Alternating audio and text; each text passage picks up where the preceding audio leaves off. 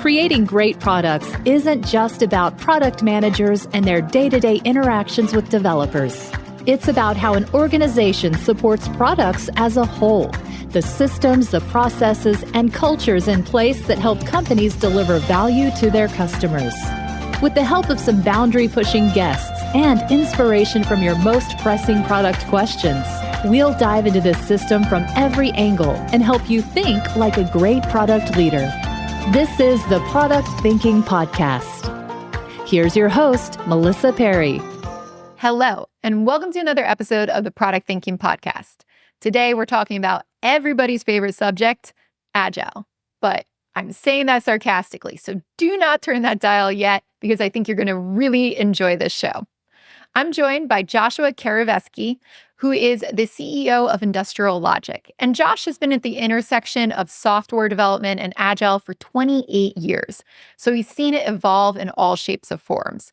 Josh always has had a really enlightened view on what Agile and agility means for organizations. And he recently wrote this book called The Joy of Agility, where he explains that it's more of a whole company mindset and not about the dogmatic frameworks of Scrum and all those wonderful things like SAFe. So we're going to talk to Josh about the way that he views Agile. We're going to talk about a lot of the stories and examples that he puts in the book of whole company agility, which are fantastic. And it's going to give you a different perspective of what agility could really mean for your company. But before we dive in with Josh, we're going to our Dear Melissa segment. On this segment, I'm answering your questions every single week. So go to dearmelissa.com and let me know what you have questions about. And it could be about anything. So let's hear from our caller this week. So I'm really excited that you get the chance to pitch your executives and help them understand what product-led means. Now, the thing to know and the thing to really hone in on here is that you have to put it into the language that the executives care about. So if you're trying to make a pitch for being product-led, why should they care? Right? You can't just be like, oh, we have a lot of product managers, this will be fantastic. It has to be something they care about. So they care about money. They care about how the business is going to grow. They care about beating competitors. They care about satisfying their customers.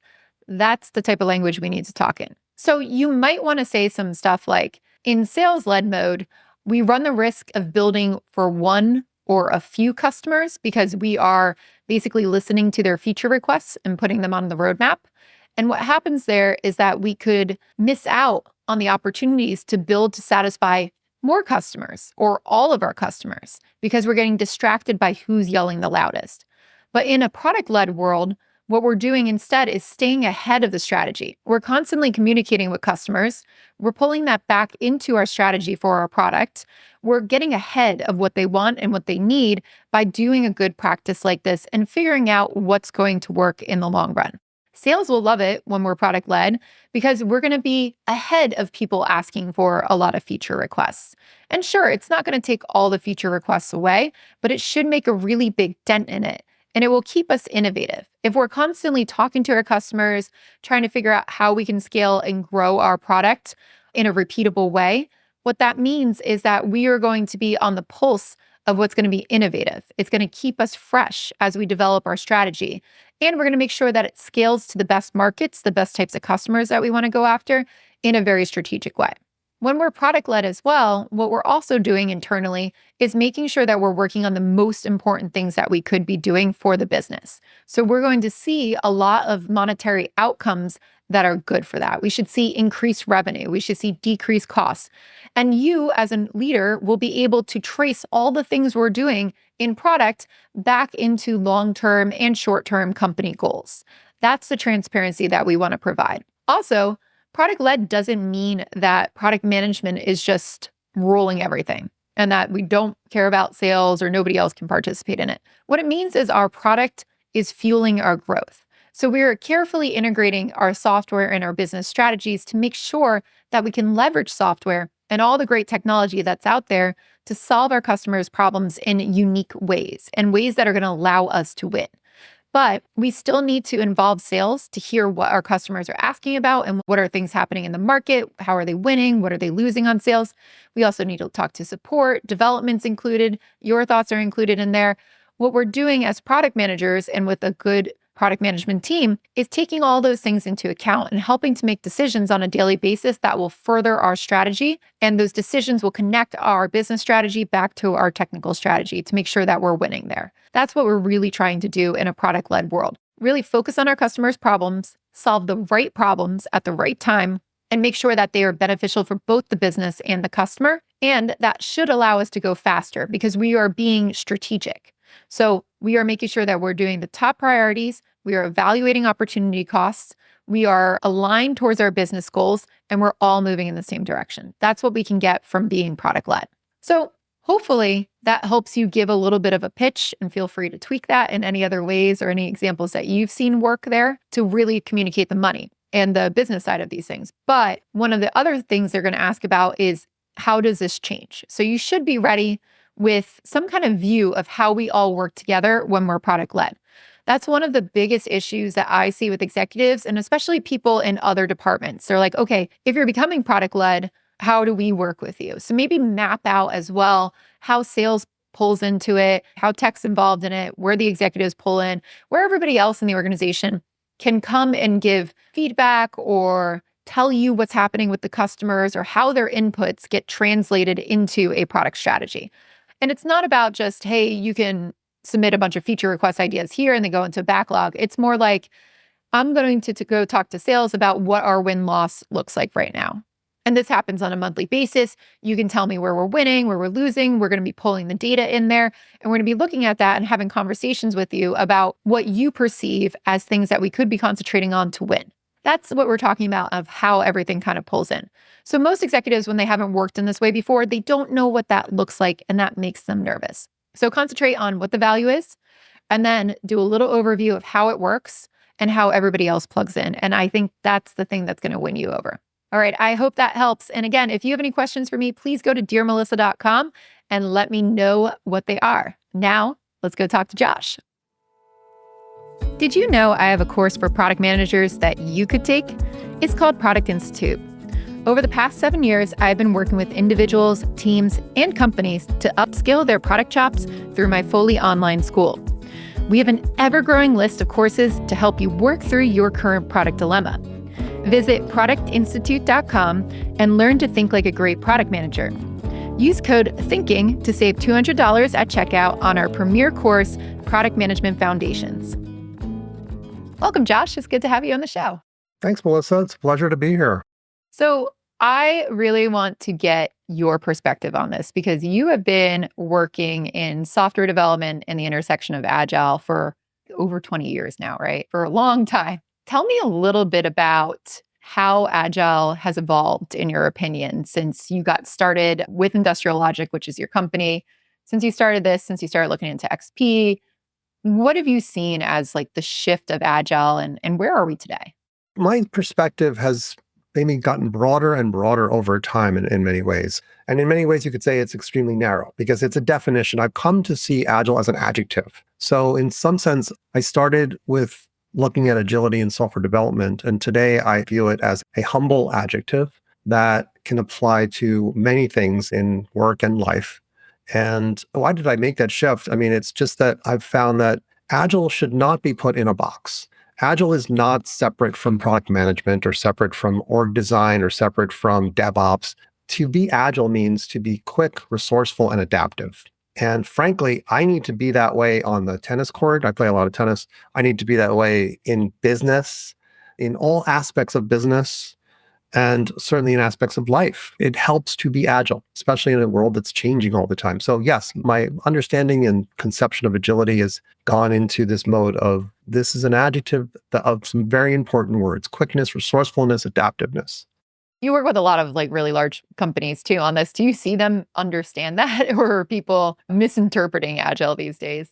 I think that some people think I'm Don Quixote and I'm going after this crazy idea that we could actually change the conception of Agile to be back to the definition, and that it's a wild quest, which is impossible to change the meaning of the word at this point. So no, I don't think anyone really listens to me. As far as the large corporations go, I think more and more corporations are understanding that it's agility. So they're saying agility more often. I'm seeing a trend. More and more people saying agility instead of agile. Now, is that really going to affect a major change? I don't know. But agility, at least maybe it says like, let's be agile, not let's follow a methodology. Let's follow a framework. Let's follow some kind of predefined approach. I think that's good. I do hear agility being thrown around a lot more too. And I think that's probably for the best, but I'm skeptical on whether or not it's going to be put into place. This broader term, I like it. I like how you're talking about it. And you did go deeper into trying to explain agility in your mindset and how that you define it in your new book. So it's called The Joy of Agility. I really loved it. You've got tons of short stories of all different cases of agility, which is really cool. So there's like stories about Oprah in there, American Airlines, all these different companies, which are really, really cool. And I thought that was nice. Super short little stories. Love the format. But what was really neat about it too is that you've got these 6 mantras about agility and how we should be thinking about it. Can you walk us through those mantras and tell us how they relate back to being agile? Absolutely. The mantras came out of writing the book. I did not pre-plan the mantras. They were not in a table of contents. What I wanted to do was share my favorite stories of agility. And so over the years, I kept writing these stories. And at some point, I had a large pile of stories with no organization whatsoever. No publisher would ever go after such a book, right? You got to have an organization. So I was like, all right, great. How do I fit these into things? And at some point, I thought about modern Agile. There's 4 principles in modern Agile, but they didn't quite fit there. And the deeper I got into my research for the stories and writing the stories, the more I fell in love with some of the ideas I was learning about. Some of them were phrases that gurus have said in the past. W. Edwards Deming said, the manager's job is to drive out fear. And so drive out fear is one of the 6 mantras. It's a mantra that's very closely aligned with the modern Agile principle, make safety a prerequisite. So driving out fear, huge. Like I have a client right now, they're in legal tech, and it's a really cool product that we're helping them build. And I've said to them, one of the issues you have to deal with is, are people afraid to use this? Are they potentially afraid that this is illegal because it's a totally different way of doing something? Or could they fear maybe the data being ripped off if it's in the cloud, right? So fear dominates a lot of our thoughts. And so drive out fear is just an incredibly important mantra. Now you could say, well, what does that have to do with agility? If you're afraid, you typically are slow. You do not move with quick, easy grace. So fear slows you down. There's lots of stories in the book about this, one of which is about the building of the Golden Gate Bridge. And when they built it, first of all, there were decades that passed where they said, it cannot be done. No one could put a bridge there. It's too long. The span is too wide. There's no way. And eventually an architect came along and said, no, we can do this. It's a remarkable story, but one of the most interesting parts of the story is that they approached it from the perspective of, we are going to make this the safest construction project of all time. They built a makeshift hospital near the bridge. They had people wear like safety goggles, which was never something they'd done before. They adapted mining helmets. People didn't wear helmets back then when they did construction. So they took mining helmets and adapted them to work on the bridge. They said, if you're caught not strapped in with your harness on the bridge, you'll be fired on the spot. One particular veteran craftsperson was fired on the spot for not harnessing in. But what was most remarkable was this was the Depression. And in the early 1930s, they were able to get $130,000, which was a lot of money back then, to build a net underneath the bridge while they built the roadway. So if the wind was blowing, and it howls, in the Bay Area, people could get blown off the bridge and fall into the ocean and die. This net caught about 19 people. They ended up becoming a club called the Halfway to Hell Club. But what happened was that the safety, like especially that net, helped improve performance, helped increase productivity, right? They were running a little behind schedule. With all that safety, it really helped them move faster. So I believe that safety is integral to speed.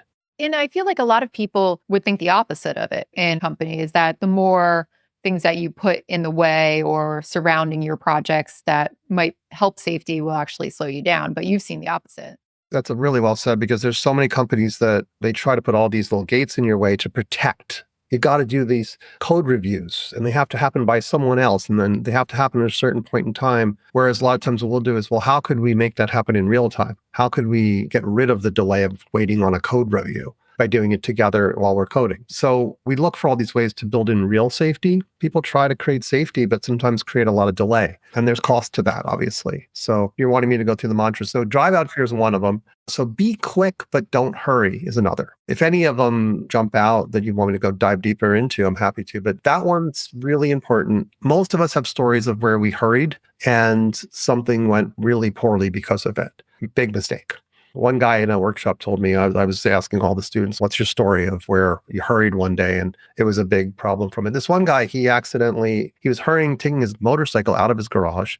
He didn't put the kickstand down properly because he was hurrying. It fell on his leg, broke his leg. And then for the next 10 years, he dealt with issues around that leg before it got really fully healed. When you're thinking about like be quick, but don't hurry in organizations, especially when they think about Agile, I found that many organizations adopted Agile because of speed on that side. They said, we want to be fast. We want to be fast. But then you find that they're not going fast enough. They're trying to rush everybody, give them more and more stuff to work on.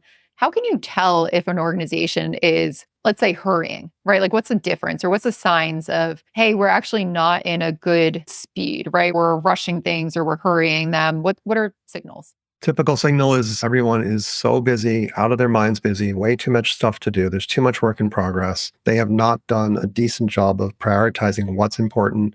Maybe they haven't looked at the cost of delay and really chosen what is the highest value work for us to be doing and what's not. What could be paused? What could we say no to?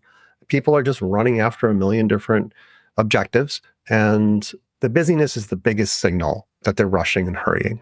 It sounds to me speed, when we think about it with agility, is more about getting the right things done faster and at a good pace. But we get into this trap of hurrying. It's like we're taking on too much and we're just trying to rush through all of it. That's right. And here's an interesting thing. There's a relationship between slowness and speed. That is, it's important to know when to be slow and when to be fast. And if you don't know how to do that dance, you're typically not going to be fast. So I'll just give you an example. Unfortunately, I do a lot of tennis examples, but if the ball is coming towards you and you have not prepared, just think about it. Last minute, you're going to try to put the racket back and hit it. If you watch the pros, they very slowly bring their racket back to prepare. It's a slow movement. It's not a fast movement. But then they're prepared and then boom, they can hit it really fast and hard with their stroke. That's the stance between slow and fast. So preparation tends to be slow. You're preparing. You're doing your homework on customers. You're doing your homework on competitors. You're able to be slow and analytical in order to be fast in the marketplace. Right. So this understanding the relationship between slowness and speed, I think, is very important for being fast without hurrying. I see that a lot in product management. And that comes back to like formulating our product strategy.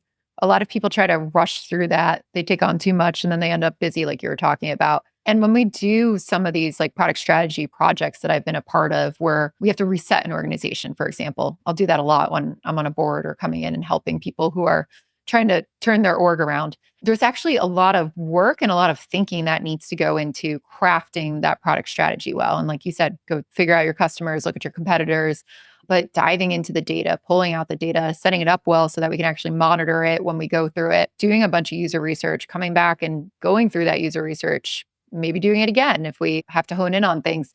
And you see people get frustrated with this amount of work because they don't see results coming through. But then if they try to rush through that and not do it correctly, they've got people just shipping a bunch of stuff that's going in no direction. And I always see that kind of frustration where people don't realize like it's okay to go slow for a while. And maybe we do some of this strategy work for a couple months and then we're set and then people could start to run. On the like software side, what have you seen as things that you need to prepare for or what people should be thinking about as they approach this to get ready to speed up? I'll just echo what you're saying because I love it. And it's exactly right. Because I just to say the work you're doing in that strategy work, right, that could feel slow. But imagine putting out a mediocre product fast. You put out a mediocre product in a hurry. You haven't done your competitive analysis. You don't have any ways of looking at metrics, nothing. And it doesn't go anywhere. So great, you hurried, you got something out the door, but it's not a fit. So slowing down is so important. We do chartering. We've been doing it for years. I learned it from a guy named 3. And chartering is a great way to get really clear on what the heck are we going after here in the market. It's not as deep as what you're talking about at all, but it at least gets the whole group aligned on what are we going after? Who needs to be part of this? How would we know if we're successful? How are we going to work together? It's a kind of a slowing down at the beginning to get clear alignment and inspiration on what we're going after. When you're thinking about chartering, tell me more about that because I know a little bit about it because I know you, but what's the scope of it? Do you do it for teams? Do you do it for large parts of the organization? And what makes up a good charter?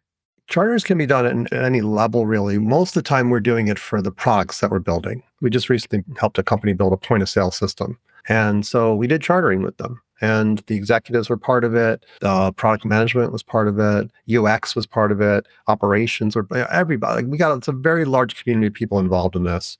And we get super clear on why are we doing this project? What is this point of sale? What's it meant to do out there? How's it going to compete? How would we know if it's successful? Who are the key players in this community? So we know them and we can interact with them if we need to. How are we going to work together? For us, many times it's often at the product or initiative level. We're going after something, we're building something. How can we be aligned and understand that? But it's not as deep as what you're talking about, where it's not getting into competitive analysis and data and all that stuff, which also obviously is hugely valuable. And it's part of slowing down in order to go fast and be effective. To me, it sounds like chartering too is kind of what you do once you've got this picture of where you want to go. And it's about how you align those teams. And I would almost call it it relates back to me as the collection of the vision and the strategy and the outcomes and the stuff, right? It's pulling it all together and aligning people on what that is. That's exactly right. Yes. So you're right. It's probably coming after you've done enough of the pre-work to know that this is something worth going after, and let's pull together people to actually do it. So chartering helps us slow down to speed up. What's another one of your principles that you really like, the mantras? Clearly, writing tests. So we write lots of automated tests, right? And when I first encountered this in the 90s, I had not been writing automated tests. I did a lot of manual testing. I was very good at just manually testing software, but slowing down to write an automated test and that's going to make me go faster. Turns out, yeah, it really will. On the point of sale system, we built over 6,000 tests, automated tests, that all these little micro tests that run really fast. All of them run in 1 minute. And there's 6,000 little tests of logic. That's a huge safety net. Talk about drive out fear. But when it comes to making a change to that complex software, that safety net catches you quickly if you make a mistake. It's not intuitive. A lot of people don't do what we do. They don't take time to write automated tests or to do test-driven development. But that slowing down and creating that environment produces awesome speed. Are you eager to dive into the world of angel investing? I was too, but I wasn't sure how to get started. I knew I could evaluate the early stage companies from a product standpoint, but I didn't know much about the financial side. This is why I joined Hustle Fund's Angel Squad. They don't just bring you opportunities to invest in early stage companies, they provide an entire education on how professional investors think about which companies to fund.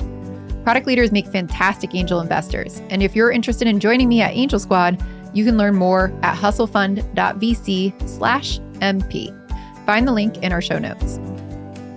I think a lot of organizations are probably out there trying to figure out, leaders maybe who aren't super aware of all these different methods. What do I invest in, right? What should I say, yeah, let's take some time and do this thing. It might slow us down, but it's going to be worth it at the end of the day. What's your advice for people who are trying to evaluate that? How do you think through, should we do, I think we all know we should do automated tests. Let's call it a new concept. How do we think through whether that's going to be the right concept or it's not going to help us in the long run or this is something worth investing in? A lot of companies just have way too many defects. They're spending so much time on fixing things that are broken. And so clearly, that's a very poor use of their time. They'd much rather be spending time innovating, spending time working on doing more research for what they should actually build, and not just fixing broken stuff. So if they're fixing broken stuff all the time, clearly this is a candidate for them to have a much higher quality code base, higher quality product, better metrics to understand what parts of the system really are in high use, but have very poor quality. So we know what to fix. That's definitely a strong area for this.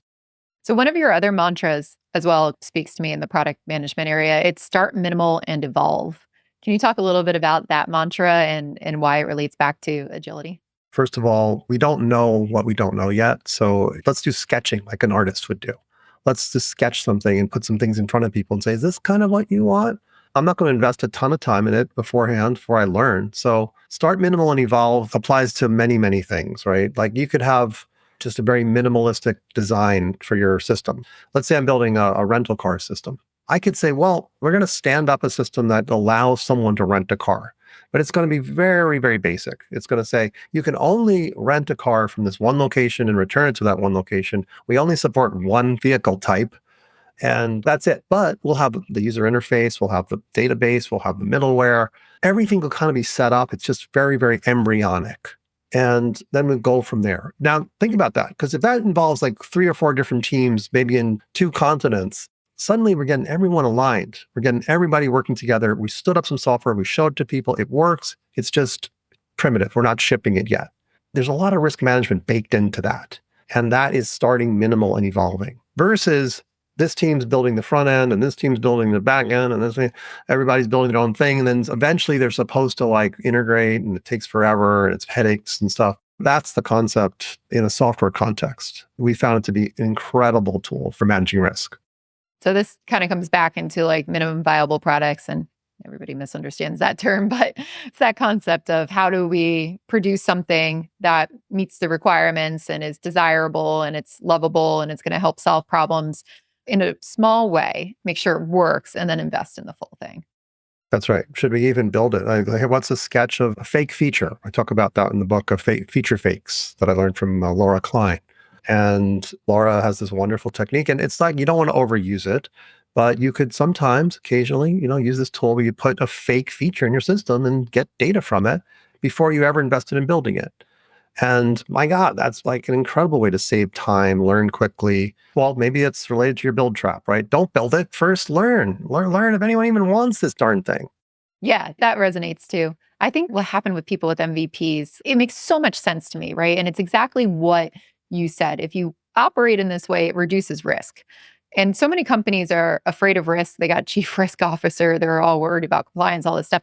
But then they don't think about what if we just invested a couple $1 million building the wrong thing rather than taking some time to make sure it's the right thing before we go heads down and go on this path. And to me, that's so risky. That's so risky to not do things in minimal ways. But I think MVP and the word minimal kind of like set people off down this weird path where they were doing it wrong. And what I like about in the book is you give, for example, the guitar, where you say, hey, the first guitar was like 1 string and you could pretty much play on it, but it had just the basic necessities on there to play a song, to get the outcome that you're looking at. And then from there, it evolved. What's a great story that you have in the book that you love about one of the companies or somebody who took something small and then evolved it from here? For some reason, I'm thinking of a story that's not in the book, but it's a pivotal story from the birthplace of extreme programming, which was the Chrysler compensation system. It was a payroll system. So basically, paying people's paychecks, and very, very, very complicated. The team that came before the XP team arrived, Kent Beck and Ron Jeffries and a bunch of others, they were in analysis paralysis because there were so many complicated scenarios to deal with that they just weren't able to build the software. Kent came in and his friends and started saying, well, let's just stand up the most basic little payroll system to begin with. It's very, very basic. It doesn't handle taxes. It doesn't handle vacation time. It doesn't handle any of this stuff. And they got that up and running very, very rapidly. And then they evolved it. What's the next thing and the next thing and the next thing? That approach just worked extremely well. Eventually, they had the entire thing humming along. We've done this for so many clients. We had a client the Nielsen Media people, and they had a data warehouse group, they had mainframe group, they had Java programmers, they had product managers. Well, we got them all in the same room, and we started building this really important new system for them, which was related to DVRs, how people were no longer watching live TV and just record. They needed a new system to handle that. We built it with this large team, 32 people, in one room, one large room in Florida. It had caves and commons. And we stood up a very embryonic version of this report that needed to be generated. Very basic to begin with, just the most basic scenario. And then we get to the next one and the next one and the next one, evolving until we were ahead of schedule. We were pulling stuff from release 2 into release 1 because it was moving along so nicely. So I would say evolutionary design, as I like to call it, which is start minimal and evolve, is probably one of the most pragmatic and practical and important Agile practices. When you are trying to help people learn how to start minimally, but let's say not go to minimum, right? Which is what happened with MVPs. I think people they weren't thinking about what they wanted to test, right? And they would just throw stuff up there, and it wasn't good for a long time, especially during lean startup days back around 2010, 2011. What's your best approach for helping people try to figure out what to slim down? I like to say, and just say no. So Nancy Reagan, just say no. It's no, no, no. I'm not doing that. I'm not building that. Not building that. I'll give you a quick example. We have a mobile game that we play with people, and it involves dice. Now, the in-person version is real dice, but the mobile version, the image of a dice on your phone, and you have to flip the dice into different configurations and stuff. When we first started working on this, I was like, I don't even know if we want to build this because I frankly don't know what it's going to feel like to do that. And so one of our programmers came along and he was new to industrial logic. So he thought, well, it's industrial logic. I better do test-driven development for this dice flipping. And I was like, you don't need to waste your time. We're just sketching right now. Let's just write some quick code to see what it would feel like to move a die on a mobile phone. Don't spend a lot of time on this because we want to invalidate the idea or validate the idea as quickly as humanly possible. This is not production code yet. So I don't know if I'm telling the right story for you, but just internally, we try to walk the talk. And there was no point in writing finely crafted software at that point in time because, hey, we're just trying to see if this is worthwhile. It turned out it was. And then we did throw out that code and we did test drive it. And now it's production code. You got to learn what to not do. What I tell folks is say no to most features, find the essence. If it's a car rental system, I got to be able to rent the car and return it. So what could I say no to? What are all the bells and whistles that I don't need right now? Good life lesson there. One of the other things that came out to me in a lot of the stories that you're looking at too is the fact that in a lot of these cases, like you were talking about with some of the companies you just worked with and the teams, you're bringing people together from all across the organization. And it's not just product and engineering or design, product and engineering going into a room and figuring it out. What does agility have to do with cross-functional collaboration and bringing the right people into the room? Well, we are always looking for delays. We're always looking for what's really slowing us down needlessly. This is not the good slow. Good slow is where you're learning, preparing, analyzing. But the bad slow, we're just delayed. We're delayed for no good reason. It's because we're broke. We're configured in different teams that don't collaborate. Each team has its own backlog. And your really important items at the bottom of another team's backlog. Great. What's that doing for the speed and adaptability of the organization? So we work very hard at most companies to create cross-functional teams. And that means we will beg, borrow, and steal someone in a different department. You could say, can we have them for even 2 weeks, 3 weeks, so that we could get this thing done and not sit there and wait? Whatever we can do to get the right people on the bus for moving at speed, with ease and grace, on this project, that's what we're going to go for. Not so easy because there's a lot of territorialism and people don't want their people sidelined on something. But that brings it back to the organization itself, which is what does the organization really need to be doing and what can they say no to? Steve Jobs apparently used to say to Sir Johnny Ives, the hardware and master designer, he'd say, what have you been saying no to, Johnny? What is the thing that you really, really want to do, but you're still saying no to because we're working on this other thing? Most companies don't do that. So that gets back to just, if they're too busy doing too many things, it's very hard to even have a cross-functional team because each team's off doing all their stuff. You can't prioritize one team kicking ass on something important.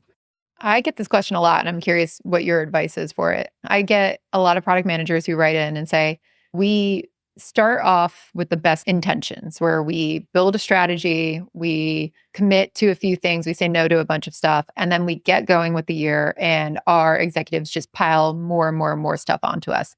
And us as teams, we're like, we can't handle this, we're trying to push back, but it's not effective. If you're a team member and not a leader with that power, right? It's always great if you're the person in charge and you can witness that and prevent it from happening. But if you're a team member, what can you do when you see the company going towards busyness, taking on too much, people aren't allowed to say no? How do you effectively push back and redirect? I find that, first of all, it's extremely hard because you can do all kinds of things. I love to visualize the work, right? That's another lean concept. Visualize the work. Visualize the delays that are occurring because you're doing too many initiatives at once. We had a customer that I think they were doing 9 different initiatives with about 30 people. And we would talk to their managers there and they were like, look, you're doing too many things. Now, we know that, Josh, but our upper level executives who are in a different country, they're just constantly pushing stuff down on us. And so they felt helpless. So at that point, I felt the best thing we could do would be to sort of get those high-level executives into a simulation where they can experience how horrible it is to try to juggle 9 different balls at once, right? Or, simulations in games, we love them because they can really give people experiential learning. So, but an employee can't do that, right? I mean, outside consultants might be able to get away with that. An employee, the best I think they can do is try to visualize the damage being done by trying to do too many things at once. If they can show it somehow or another. I once took a video of a 28-page method function. It's 28 pages long. Incredible complexity. So hard because the executives didn't understand what they'd built over 10 years. It was this very complicated code base and you couldn't do anything in it. It was crashing all the time. But the only way I could get through to them was to just try to somehow visualize the pain. And so I made this video, this long method, and that seemed to work. It got some attention, and suddenly we were able to focus on fixing technical debt. So to me, visualizing the problems is the art in some ways of helping to convince people when we're doing silly stuff. You know what's funny too? It made me start thinking about I know we don't love Gantt charts in product management, but one way I feel like you could show people this too is show them how much longer everything is going to take because you put too many things on the plate.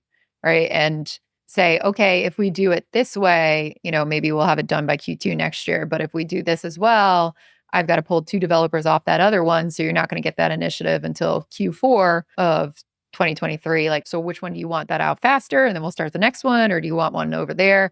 And timelines could be your friend in that case instead of the commitment problem. That's a great use of a Gantt chart. And not only is it are you going to deliver on those dates that are so late, but you're going to deliver poorly.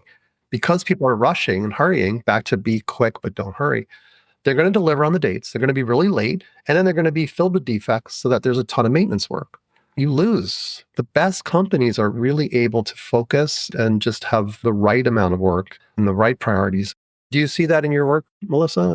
Yeah, totally. And I was going to ask you, in your perspective, because a lot of people ask for these, what are some companies or a company that you think does that really well, that focuses, doubles down, says no, and kind of clears their path to work on the most important things? I don't know firsthand in terms of what I understood from Apple is that they try to do that. I'd say that from the outside, it seems like they're pretty good at that. Oh, it's always hard to say, right? A lot of these large companies that people love so much, when you really get into them, you see that things aren't as rosy as you thought. I think all companies struggle with it. I think they might have a year or two where they're really good at it, and then new management comes along, and then they're really poor at it for some time. So I look at my own company. I'm like, well, how are we doing with that? Well, sometimes we're good, sometimes we're not so good. The garden gets untended, and there's all these things that start popping up. Did you say no enough? So I guess I can't really give one particular answer to that in terms of a company, but to me, it's one of the most important things that leaders have to do is to cut back to the most essential things and do those really well. I've seen that too. I get asked for examples all the time, and I'm like, I can give you examples, but it won't be that this company has done this perfectly forever. It was for a period of 3 years, let's say 3 to 5 years, they were killing it. And then sometimes they just slip back into old habits, or something happens where management changes over, they scale too quickly, or things were popping up because everything was so rosy that nobody was really paying attention to the fires that were happening around it. And I think that happens a lot. And I think that happens a lot in cases of doing product management well in certain parts, doing agility well in certain areas. And there's probably tons of examples of a moment in time when a company was kicking ass and taking names, right? And then if you went into it today, you'd be like, what? This is not what you described, right? This is not there. And that's what makes it so hard, I think, to give examples of these. Because I'm like, oh, if I say that now, that's how they operated 5 years ago. And I knew they were doing great then, but I don't know what they look like now. I haven't touched it in there. And that's what I find hard about those things. That's right. And the stories I tell in my book are really instances in time of agility. They're not, hey, this company's always agile. They're just moments in time that we're celebrating. So I believe it's important to celebrate real agility and stories of real agility, whether it was, hey, we invalidated a feature and we didn't build it, and that saved us a tremendous amount of time. It made us go faster. Wonderful. Let's celebrate that. You make a good point because it's why don't we celebrate the major successes of the company from the past, right? Highlight those moments so we can be more like that today. Don't do that enough. I like that. And one of the things that popped up in your book for me that I wanted to talk about a little bit was the American Airlines story, because you talked about how they became agile during COVID and they had to, on the turn of a dime, be able to ask people, had they been in China? And it was really hard to deploy that to their system. So there's a great story in there about it. I think we saw during COVID a ton of companies, a ton of really big companies too, become agile like overnight. But 3 years later, I see a lot of them no longer be agile, right? Or they're not keeping up with it. Have you seen that too? And why do you think companies like can pull it together in a crisis and become agile and then just forget about it right after? I think because in a crisis, there's one priority, which is to fix the crisis. And so it's really clear everyone can be super aligned. At American Airlines, it was 60 or 70 people over one weekend. The end of the prior week, they were told, you must ask every passenger if they have visited China. This is, you're talking January, February of 2020. So basically, they had a weekend to do this, to change their systems, to ask someone, any traveler, did you go to China? 60, 70 people across many different departments working together, having large, phone calls together and getting the work done. And they did it. They just did it. There's very clear priority. And so you see this all the time when there's a catastrophe or problem, people rally together, they work together well. It's awesome. Then we say, why isn't it like this all the time? And I think it comes right back to, well, we have 20 different things we're doing. And so those teams are doing these things. And this one team's doing 5 of those 20 things and they're multitasking their brains out. It leads to mediocrity. It leads to all kinds of problems. So the hardest thing to do is to say no to a bunch of stuff or not right now to a bunch of stuff and just focus on the things that are super important. To me, that's like the beginning of where you need to be. I think it all comes back to that priorities. I like how these are all wrapping back into each other. So if we can limit our priorities, limit our work in progress, that can help us be more agile is what I'm getting out of here. That's right. And we're working with a client right now where it's interesting how they say, telling people to limit work in progress is not going to fly around here. It doesn't fly. People don't get it. So what this woman was telling me is she knows the culture really well. And she says, what really works for people is talk dollars. What is the highest value thing to work on now and what should be held off because it's not so high value? So it's a different way of saying the same thing. It's a more financially focused way of saying it. But I found that was very, very helpful because for a lot of people, limiting work in progress, it just falls on deaf ears. It doesn't translate. But if you say, what's the most valuable thing this company could be doing and what's not so valuable and that could be paused or pushed out, that's saying the same thing, right? Let's prioritize the high value work and work on that. I'm always learning. And that was a very nice little thing that happened this week. We're not going to use the limit work in progress language anymore. We're going to use it in a financial context and talk about value. That is the only way I have found that works with executives too. And that's like how I have to speak to any CEO or CPO. And it's what I train my CPOs to do. I'm like, if you want them to choose what you need to work on, you bring it back to how much money it's going to make or how much money it's not going to make and which one's going to be more important than the other. And you can find that the executives will change their tune very quickly about what they want prioritized then. So I love that advice. So for you, when you're looking at Agile for the next 10 years, what do you think's in store? I was inspired a lot by this book, The Lives of the Stoics, by Ryan Holiday. And if you look at the Stoics, their stoicism matured over many decades, hundreds of years. It didn't just happen in a short period of time. It took other leaders to come along and other people to come along to help refine it and simplify it and maybe further explain it for people. So to me, Agile could easily just become this fad that dies, right? The rational unified process was, hot and heavy in the 90s and then came and went. There's been all kinds of movements within software space. I'm going to work really hard to get people to stop thinking of Agile synonymously with software. I kind of love history and I love to learn about earlier things. So there was this group in the early 90s, like 1991, that was focused on Agile manufacturing. They used the term Agile manufacturing. They were looking at what Agile meant back then and how they could apply it. It was a huge movement. I mean, the US government funded it. There were 150 companies involved in it. This was a really big response to what was happening in America around manufacturing, especially with vehicles, compared to Japan. Japan was kicking butt in the 80s, right? Something had to be done. And so Agile manufacturing came around. People don't even know this. They believe it all began in 2001 with the Agile Manifesto. And that is true, okay, for software development. But what I've seen is just that to be effective in these organizations, you cannot just focus on software development agility.